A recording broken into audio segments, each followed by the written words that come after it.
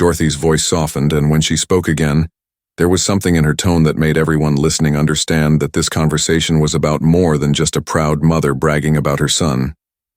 Because, Johnny, I'm 78 years old and I went to the doctor last week, and he told me some things that I needed to think about. The words hung in the air like a physical presence. Johnny's face went pale, and for the first time in his career, he seemed completely speechless on live television. "What kind of things, Mom?" he asked, his voice barely above a whisper. "The kind of things that make a mother want to make sure her son knows how proud she is of him before it's too late to say it properly," Dorothy replied, "and the kind of things that make her want the world to know what a good man her son is. Not just what a funny man he is. Johnny Carson, who had handled drunk guests, technical disasters, and every conceivable live television crisis with perfect professionalism, finally lost his composure completely. Tears began rolling down his cheeks as he held the phone, and his voice broke when he tried to speak. "Mom, are you trying to tell me that you're sick?" "I'm trying to tell you that I love you, Johnny," Dorothy replied. "And that every night when I watch your show, I don't just see Johnny Carson, the famous entertainer. I see the little boy who used to make puppet shows in our living room to cheer me up when I was having a bad day." The studio audience was crying now. Ed McMahon was wiping his eyes. Camera operators were struggling to keep their equipment steady. In homes across America, 25 million people were watching one of the most genuine moments ever broadcast on television. "I love you too, Mom," Johnny managed to say through his tears. "And I'm going to come see you this weekend, okay? We're going to sit in the kitchen and drink coffee and talk about everything." "I'd like that very much, sweetheart," Dorothy replied. "But right now I think you have a show to finish. These nice people came to see you be funny, not to watch you cry over your mother." Somehow Johnny Carson managed to pull himself together enough to continue the show. He wiped his eyes, took a deep breath, and addressed the audience directly. "Ladies and gentlemen," he said, his voice still thick with emotion, "I want to apologize for that interruption, but as you just heard, my mother had something important to tell me, and apparently she decided that 25 million people needed to hear it too." The audience erupted in applause, not the usual enthusiastic response to a comedy bit, but the kind of respectful, emotional applause that people give when they've witnessed something genuinely meaningful. "I also want to say," Johnny continued, "that if any of you have mothers who are still alive, call them tomorrow. Don't wait for them to call you on live television to tell them you love them." The episode became legendary immediately. NBC was flooded with calls from viewers who wanted to express their support for Johnny and their hope that his mother would be okay. Letters poured in from people sharing their own stories about their relationships with their parents. But the most important call Johnny received was from his mother the next morning. "Johnny," Dorothy said when he called her, "I hope you weren't upset about last night. I didn't mean to embarrass you on television." "Mom," Johnny replied, "that was the most important conversation I've ever had on The Tonight Show. I just wish we hadn't had to have it because you're sick." "Well," Dorothy said with characteristic practicality, "we all get sick eventually. The important thing is that I got to tell you what I needed to tell you while I could still say it clearly." Dorothy Carson lived for another 2 years after that phone call, and Johnny made good on his promise to visit her regularly. Every time he went to Nebraska, he would make sure to stop by Mrs. Henderson's house and all the other neighbors his mother had mentioned, continuing the quiet kindness that Dorothy had revealed to America that night. When Dorothy Carson passed away in 1984, Johnny took 2 weeks off from The Tonight Show, the first unscheduled break he had taken in over a decade. When he returned, he dedicated the entire opening monologue to his mother, ending with a simple statement that brought many viewers to tears. "She taught me that making people laugh is a gift, but making people feel loved is a responsibility." The red phone that Dorothy had somehow connected to during that live broadcast was never used as a prop again. Johnny had it disconnected from the set and moved to his dressing room, where he kept it as a reminder of the night his mother reminded him and America what really mattered. Years later, when asked about the most memorable moment of his Tonight Show career, Johnny would always mention that phone call from his mother. "I spent 30 years trying to perfect my timing on that show," he would say.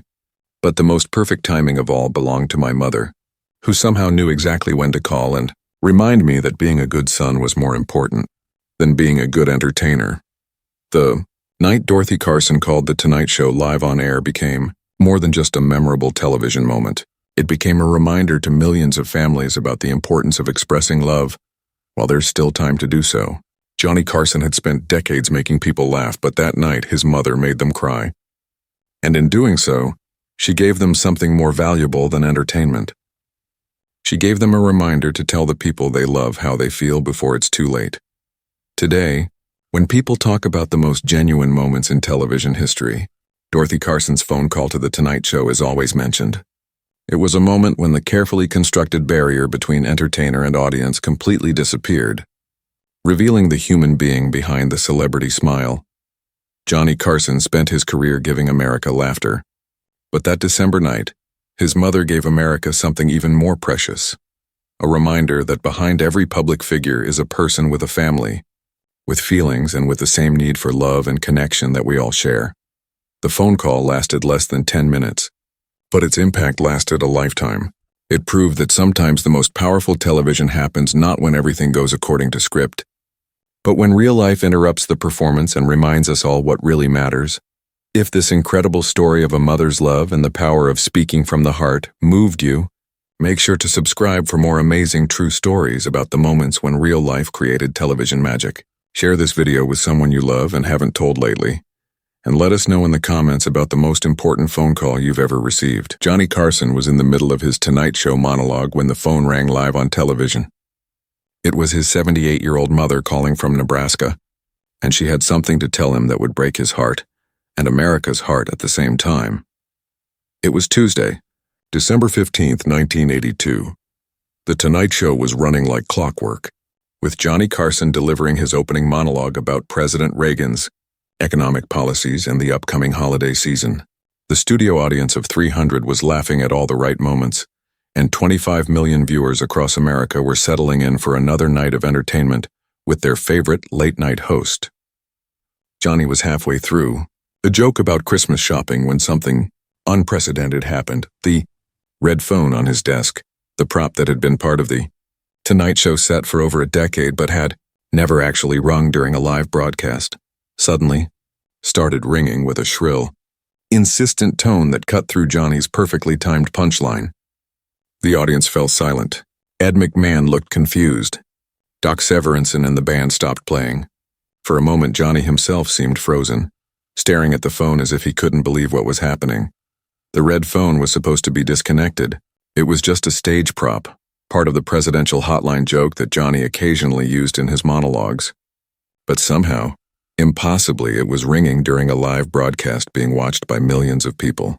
Johnny looked at Fred DeCordova, the show's director, who was frantically gesturing from behind the cameras. Fred was just as confused as everyone else. This wasn't planned, wasn't scripted, and definitely wasn't supposed to happen during a live television show. The phone kept ringing. Finally, Johnny made a decision that would create one of the most memorable moments in television history. He reached over and picked up the phone. "Hello," Johnny said, his famous composure intact despite the bizarre situation. "This is The Tonight Show, Johnny," came a familiar voice through the phone speaker, audible to the entire studio audience and every viewer watching at home. "Johnny, is that really you?" Johnny's face went through a series of emotions: confusion, recognition, and then complete shock. The voice on the other end of the line belonged to his 78-year-old mother, Dorothy Carson, calling from her home in Norfolk, Nebraska. "Mom," Johnny's voice cracked slightly. "Mom, what are you doing calling the show? How did you even get through to this phone?" Dorothy Carson's laugh came through the speakers, warm and familiar. "Well, Johnny, I called NBC and told them it was an emergency, and they put me through to some phone that they said would reach you directly. I didn't know it would be live on television until I heard the audience." The studio audience, realizing they were witnessing something completely unscripted and genuine, began to murmur with excitement. This wasn't a planned comedy bit or a celebrity guest appearance. This was Johnny Carson's actual mother calling him during his show. "Mom," Johnny said, running his hand through his hair in a gesture that millions of viewers had never seen before. Johnny Carson looking genuinely flustered. "You can't just call NBC and ask to be put through to The Tonight Show. That's not how it works." "Oh, honey," Dorothy replied, her voice carrying the loving exasperation that only a mother can manage. "Don't you worry about how it works. I told them I was your mother and that I had something important to tell you that couldn't wait until tomorrow. Johnny looked at the audience, then at the cameras, clearly trying to figure out how to handle this unprecedented situation.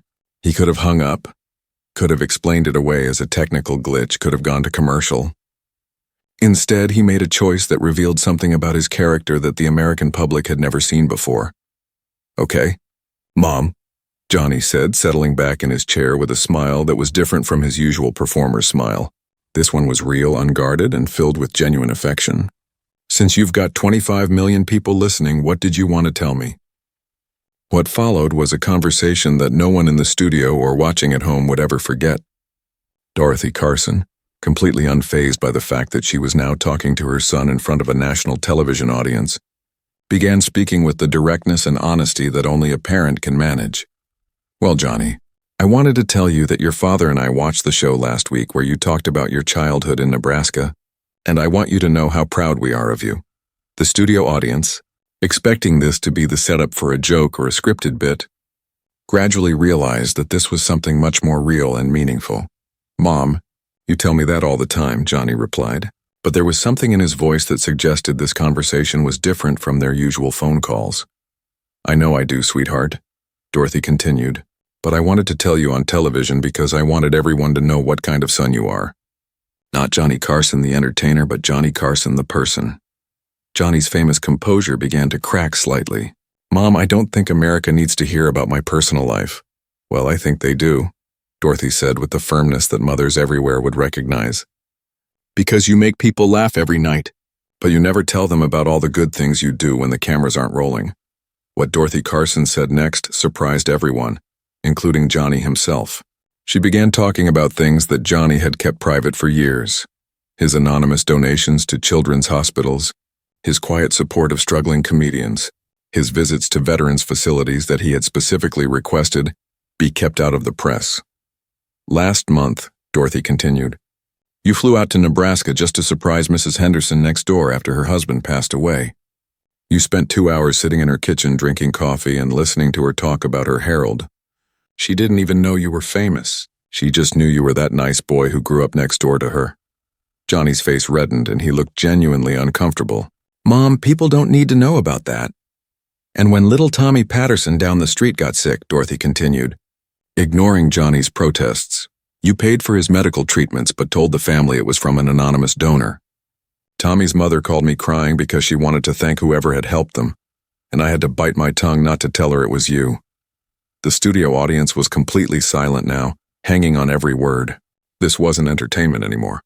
This was a glimpse into the private life of a man who had spent decades entertaining them while keeping his personal kindness hidden from public view. "Mom," Johnny said quietly, "why are you telling people this?